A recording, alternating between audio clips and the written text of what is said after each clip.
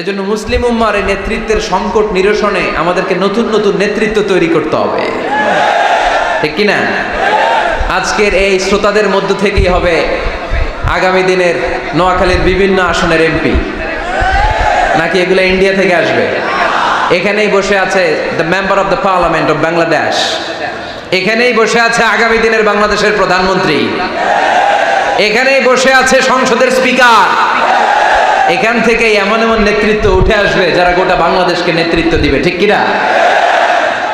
এজন্য লিডারশিপ কোয়ালিটিজের ব্যাপারে আমাদের জানা দরকার। কেমন করে যোগ্য নেতৃত্ব তৈরি করতে হয়, নেতা হিসেবে কেমন ছিলেন আমার বিশ্বনবী। নেতা হতে গেলে প্রথমে যেটা করা লাগে সেটা হচ্ছে কাজ করা লাগে। কাজ কি করা লাগে?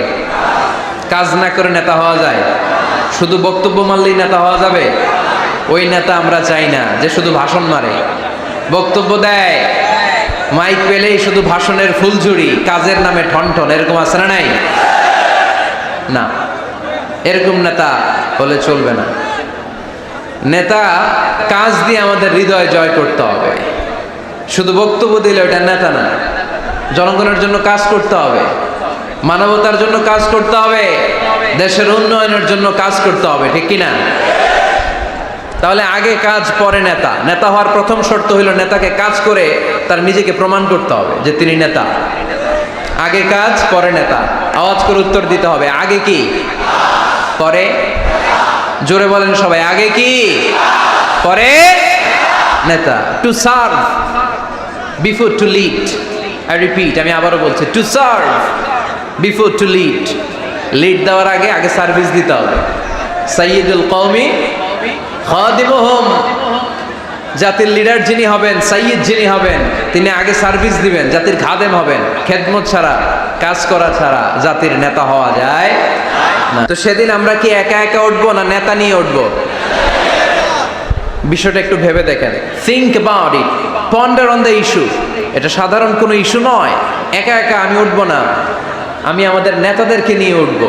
নেতা জাহান্নামী হলে আমরাও জাহান্নামী, নেতা জান্নাতি হলে আমরাও জান্নাতি, ঠিক কিনা?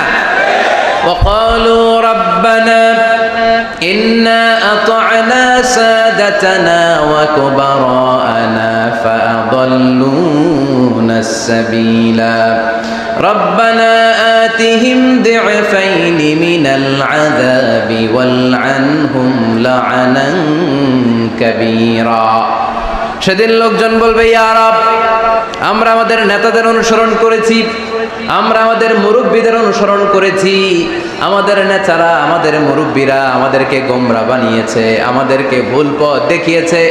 নেতাদের কারণে, মুরব্বীদের কারণে আজকে আমরা জাহান্নামী। আজকে আমাদেরকে জাহান্নামে তুমি তো আযাব দিবা, আমরা সবাই জানি, কিন্তু আমাদের নেতাদেরকে ডবল ডবল আযাব দিবা।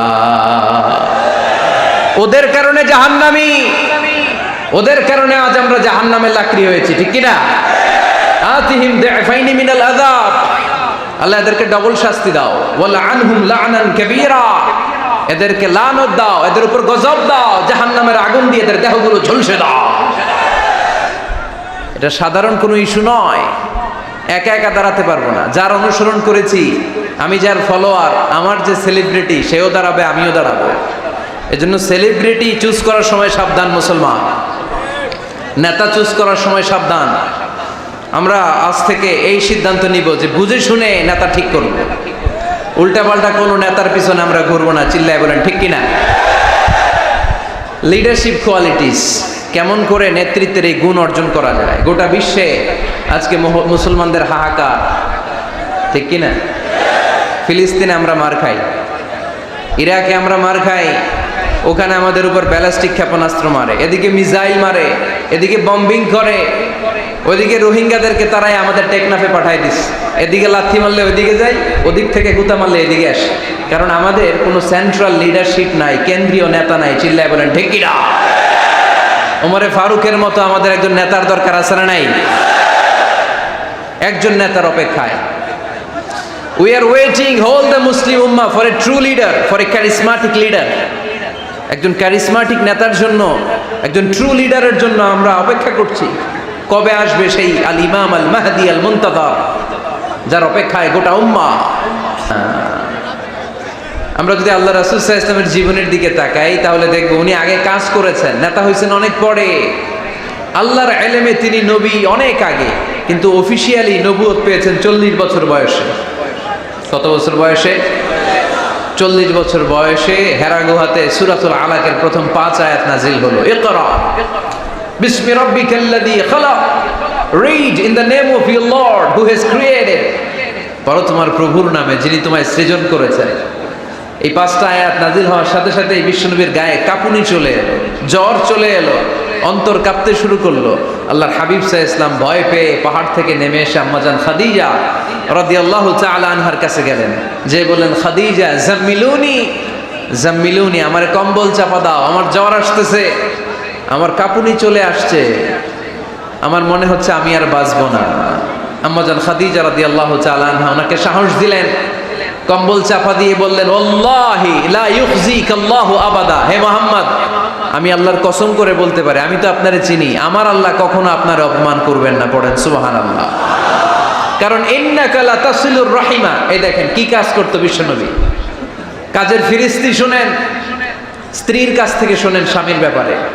বড় সাহেবের ব্যাপারে যদি আসল তথ্যটা পেতে চান, বড় সাহেবের ড্রাইভাররে জিজ্ঞেস করবেন, বড় সাহেবের বাড়ির দারোয়ানরে জিজ্ঞেস করবেন, বড় সাহেবের বাড়ির কাজের মহিলাটারে জিজ্ঞেস করবেন, আর বড় সাহেবের ওয়াইফরে জিজ্ঞেস করবেন, তাহলেই বড় সাহেবের আসল সব খবর পাওয়া যাবে। জোরে